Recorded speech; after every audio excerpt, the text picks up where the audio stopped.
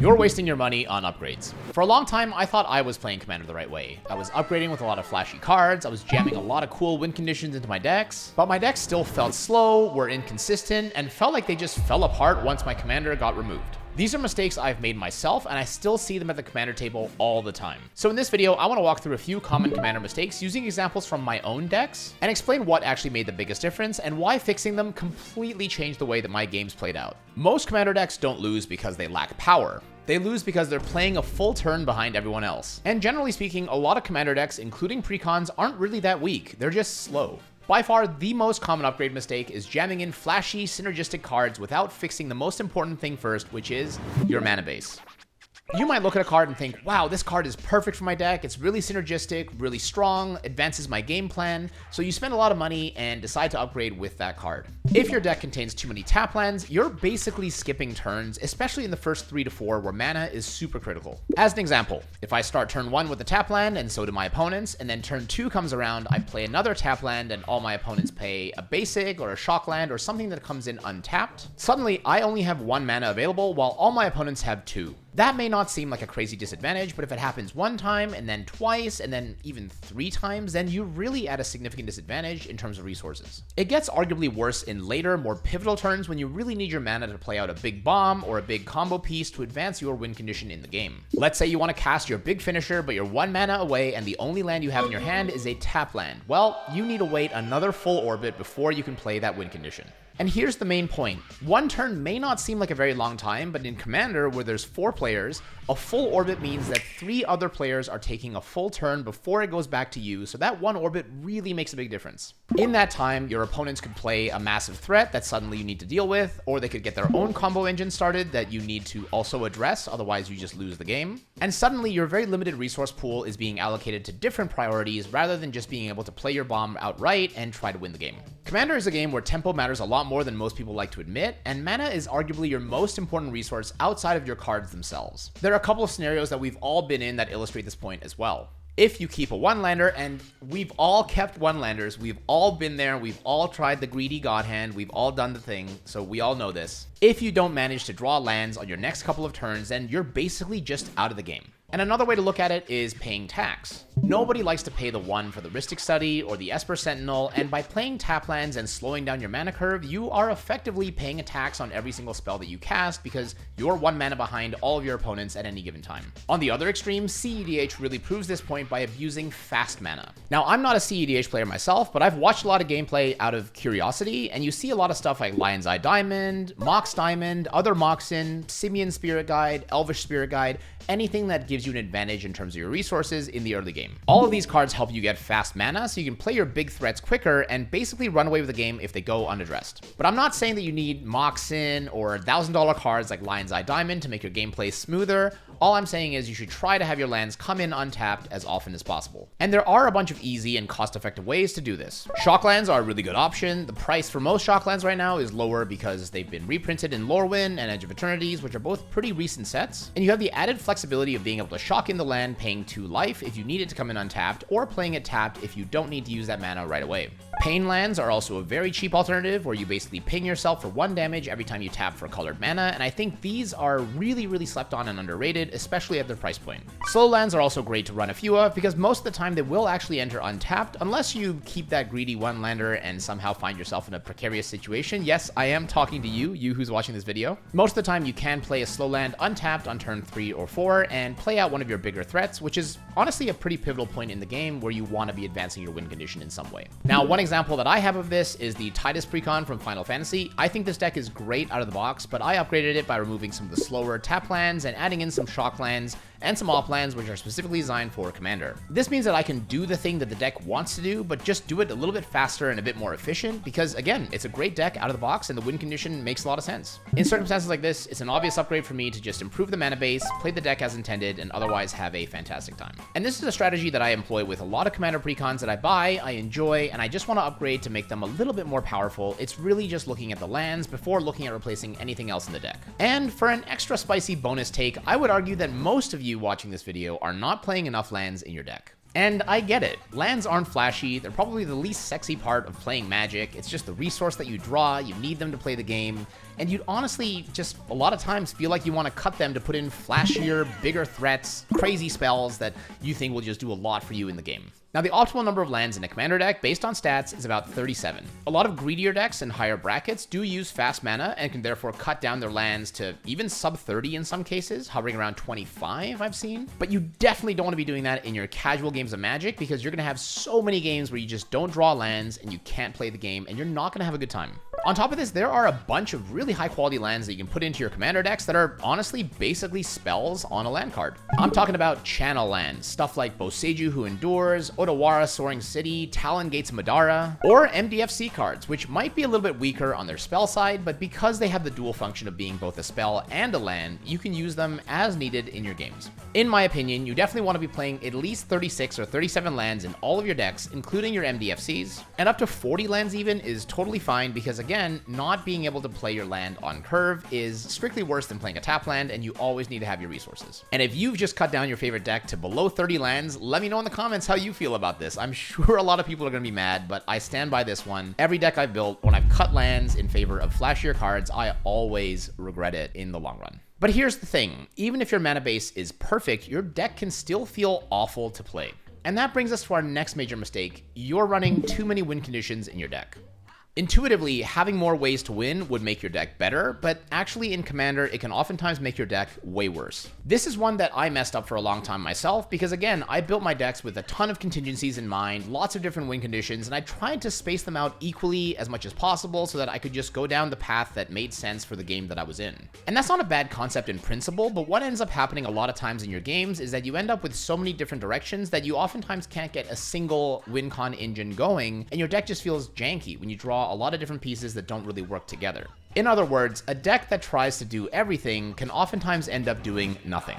Multiple win conditions sound great in principle, but oftentimes trying to go down too many different paths can end up diluting your deck in a significant way. My current favorite deck is led by Tamiyo, Inquisitive Student, who can be built in a lot of different directions. You could go for clue token synergies, since she has built-in clue token generation. You can go alt, allows you to draw half your deck, or you can just really lean into the Planeswalker theme and build a Super Friends deck with lots of proliferate abilities to basically make your Planeswalkers giga strong. I decided to make my primary win condition the clue token synergies, while also giving myself some small paths down the Planeswalker route and the card draw route, which is honestly pretty good in any deck. And this works really well because I'm always able to get my clue token engine going, and I still have some optionality with what to do by sacrificing clues to draw cards, fishing for different options, and just having decisions in the game that actually can make a difference. I can win by tapping the clues for mana and just generating a ton of mana off of that. I can draw cards off the clues, I can turn them into creatures and beat people down. And I have pieces that really help me lean into the synergy, like Academy Manufacturer, Forensic Gadgeteer, or Doubling Season, which works well with the token strategy and also the Planeswalker strategy. And at the same time, secondary win conditions still exist within the deck, but they're mostly there in case my main win condition is countered, or if I can capitalize on a really good opportunity to go down a different path. For example, if I feel like my opponents aren't running the right removal, or if they're not playing a lot of creatures on the board, then I can be a bit greedier and play for the Planeswalker win condition, which is always there, and just draw half my deck. And a fun story on this one, which illustrates the point, I had the card draw win con completely countered by a game just last week by a single Orcish Bowmasters on the field. I had to really focus on my main win condition, which was the clue token generation, and turning them into creatures specifically, otherwise I would just get pinged out of the game. Luckily, this is already relying on a game plan that I want to go for, being generating a lot of clue tokens, but rather than using them to draw or for any other purpose, we wanted to turn them into creatures to try to beat down our opponents because that was the only thing that I could do without drawing a bunch of cards and taking a ton of damage. In other words, we take the existing shell of a build that we already have and try to go down the path of least resistance, or one that is open to us when others are closed. And there is a niche win condition in the deck too, where I can transform Tamiyo on turn 1 and start working up towards her alt. If my starting hand contains a blue mana source like an island, and a fast mana source like a Lotus Petal and a Chrome Mox, together with either a Brainstorm or a Careful Study, I can play out all those cards, bring Tamiyo onto the field, and effectively draw 3 cards on my first turn. But this interaction is super niche. It's definitely not the main win con. It's just something that's a nice to have that occasionally will pop off once every 10 games or so, and it's always really fun when it does, at least for me. The main point here is that you want to have a more consistent experience with your Commander games. It's great if you pop off once every 10 games, but if the other 9 games that you play are just really janky and don't feel very optimized, then you're not going to have a lot of fun. By focusing on one line and one major win condition in your games, you'll definitely find that your experience of playing the deck just gets better and you'll have a lot more fun. And if you're enjoying this video and you want to have more fun at Commander, then make sure to drop a like on the video and subscribe. I have a lot of fun videos planned for you guys with a specific focus on fixing issues that I commonly see at the commander table when I go play at local stores. Once your deck has a clear game plan, it's going to feel a lot better to play. But there's one more mistake that can unwind all of that from the moment you sit down at the table, regardless of your win con, and that's that your commander is way too strong. If your commander never survives a whole turn cycle, this is probably why. Some commanders can win an entire game by themselves, and that's kind of the problem. A lot of players I've seen, including myself, have picked commanders where the commander itself is basically the win condition for the deck. And it kind of makes sense, right? Because your commander is in its own separate zone, you can always cast it, you know it's there whenever you need it at the right time. But the problem is, the moment your commander hits the table, the plan is obvious. You're basically telling the table, if you let me resolve this, and if you don't destroy it right away, you're gonna lose the game. And spoiler alert, if they have removal, they probably will get rid of it. Now, a perfect example of this is my Firelord Azula deck, which I built as a bracket 4 super optimized deck, so it's sitting at a pod that's very strong. I had to take that deck apart quite quickly after playing a few games with it because I realized that even if she got to resolve, she almost never made it a full orbit to when she could attack. Imagine being at the table and seeing a commander like Azula in play.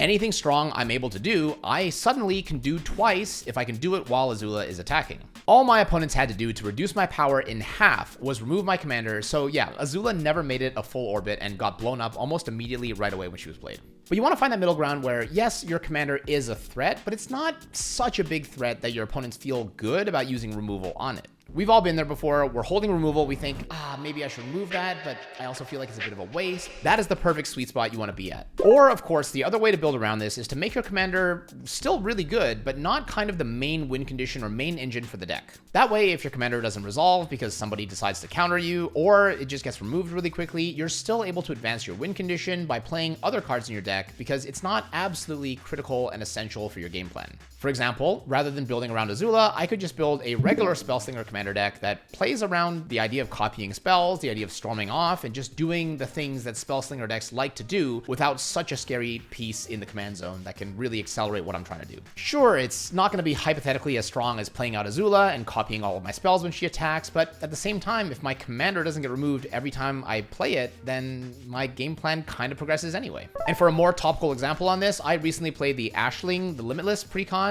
and I was thinking of upgrading it, but to be honest, I scrapped that idea so quickly because I feel like Ashling is just way too strong, way too much of a threat, and again, is one of those commanders that's going to get blown up as soon as it enters play. The idea of cheating out massive elementals and then creating a copy of the elementals so you get the double enter the battlefield trigger is just such a strong concept that I feel like, again, Ashling is not the kind of commander that can stick around for a while, so not the best build around for sure. But with all of that said, if there is a commander that you absolutely love playing, even though it's completely busted and really, really strong and you don't want to put it in the 99, I mean, go for it. Like, I'm not going to tell you not to have fun. Just be aware that you are painting a target on your back and on your commander's back, and you may have a worse experience if your commander is constantly subject to removal or not being allowed to resolve. If you do like having your commander resolve and having another battlefield though, and it is getting removed a lot, then yeah, consider toning it down a little bit and potentially picking a commander that still supports the game plan without being so busted in itself. And on that note, since removal is everywhere in Commander, you should probably consider playing some too. Our next mistake is that you're not playing enough interaction or you're using it wrong. Commander isn't meant to be a single player game of solitaire. If you see something happening on the table that's going to lose you the game, you have to do something about it. A lot of players I've seen don't like interacting because they don't want to be that player. Others will have removal, but they'll try to hold it for the perfect moment, and oftentimes, by the time they cast it, it's already too late. And in some other cases, I've seen players that don't run any interaction at all in their decks, and that, in my opinion, is just a recipe for disaster. An example of one of my decks that highlights the importance of removal and versatile removal is my Yarok the Desecrated Bracket 4 deck. Again, this deck is a Bracket 4, it's meant to play fast, it's designed to be strong, and it's meant to win the game by capitalizing on a bunch of enter the battlefield and landfall triggers. I really try to put in a bunch of versatile removal in this deck, including Assassin's Trophy, which hits all types of permanents, even lands, so I can get rid of a scary enchantment, or artifact, or planeswalker, basically some big engine that's going to lose me the game and win one of my opponents the game if it's left unchecked. There's other stuff I have in there like Acidic Slime and Reclamation Sage, which again hit both artifacts and enchantments, which are usually a problem in higher power games. The deck does have creature-specific removal as well, of course, but I'm highlighting the broader and more versatile removal since a lot of times you see decks that have creature removal but just lose to one artifact or enchantment that really just runs away with the game, and that's something that doesn't get addressed enough. And remember, you don't need to answer everything on the table. You just need to answer the right things. Cheap and flexible interaction is always going to be better than having flashy answers, but not really being able to play them as much. And at the same time, even if you have removal in your decks, there is skill required in threat assessment and figuring out when it's best to use removal and on what targets. Before you use your removal, you always kind of want to run through a few questions in your head. Firstly, how much more likely are you going to win or lose the game after you use your removal spell? How does the removal spell impact your chance of winning the game or losing the game? And does the removal target impact you more, less, or the same as all of the other players that don't control that permanent? Generally speaking, you don't want to use your removal on something if the downside of that thing being there is less bad for you than it is for other players. Unless, of course, it straight up helps its controller win the game outright.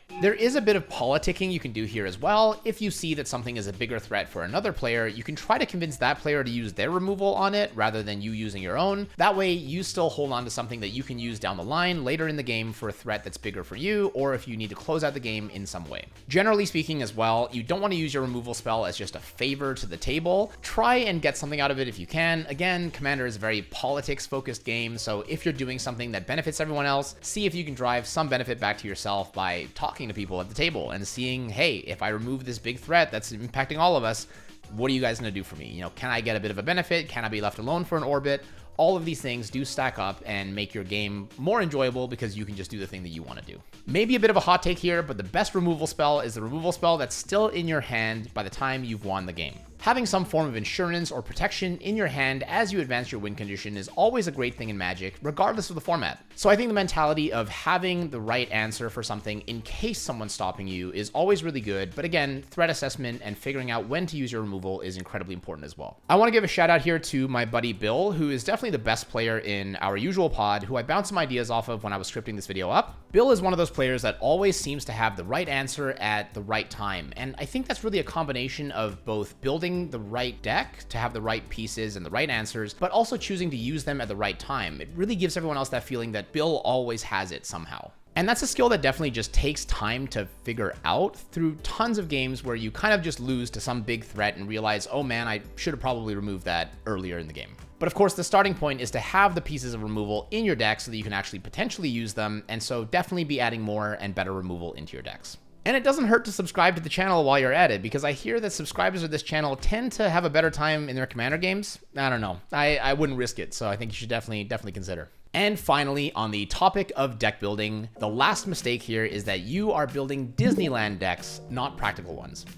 If your deck only works when you draw the exact right combo pieces, or if your deck only works when no one interacts with you all game and you can just play out all of your cards, your deck doesn't actually work out all that well. Two things here. Firstly, you should always expect that your opponents have some answers to your game plan and won't just let you play out exactly what you want. And the second thing is that you shouldn't expect to just draw all of the pieces that you need to make your wacky infinite combo work, because most of the time you probably won't draw them. A lot of decks look really great when you're goldfishing hands, when you're looking at your deck list and thinking, wow, like if I just get this and that and these things pop off and I get infinite mana, I do this, I do that, and it looks great. But in reality, it's a lot of things happen, you know, at the commander table. Your commander can get removed, your engine piece can blow up, someone will advance their win con earlier than you, there's a board clear, maybe you need some more mana, maybe the Azorius player drops their Grand Arbiter Augustin IV alongside their Smothering Tithe, and suddenly your spells cost more, your opponent is making treasures, and you question why you just spent a couple $100 building this new deck to just not be able to play it.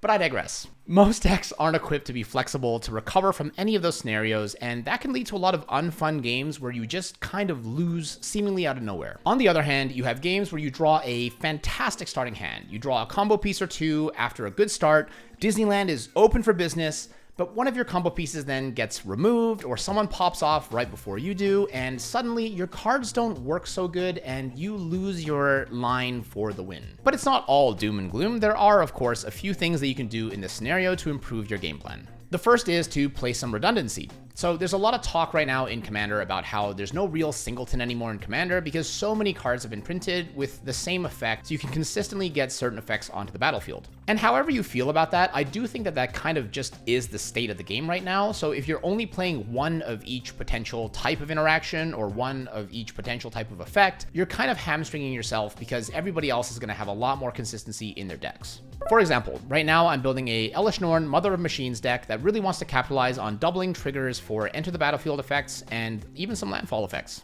And of course we want to use Elesh Norn's ability for this, which is consistent and in the command zone, but we also have some redundancy in there like Panharmonicon, Strionic Resonator, Delny, Streetwise Lookout, all of these things that can help me achieve that game plan without needing to have my commander resolve and stay on the battlefield. Now at the same time, we don't want to overload our deck with too much of the same effect either, because again, the doubling effect is only good if you have high quality enter the battlefield effects or landfall effects that can cause the trigger to double. So again, it's a fine line finding that right level of consistency for your deck, but once you get it, it feels great to play. And the other way to solve this problem is to play cards that are fine on their own, but great together. If your cards are only good when you have your combo pieces, then most of the time when you don't have those combo pieces in play, your deck is going to feel really slow and really janky and not that fun to play. On the flip side, if your cards are fine on their own, but turn great when you have your combo pieces, then you have a recipe for a fantastic deck. So looking at my Elesh Norn deck, a lot of the enter the battlefield effects that I've put in here are really, really good on their own. Wall of Omens draws a card, and it's a big body that can help block attackers while I set up my game plan. Solemn Simulacrum is a fantastic card in pretty much every commander deck, and it gives some card draw, some ramp, really great card. And Moonshaker Cavalry is just a fantastic card for finishing games in any token-focused deck, which Elesh Norn is shaping up to be. But now imagine any of those effects triggering twice. We just went from perfectly playable to absolutely insane. So our deck isn't unplayable if we don't draw our combo pieces or if we aren't able to keep our commander out, since the deck, again, it's perfectly fine on its own.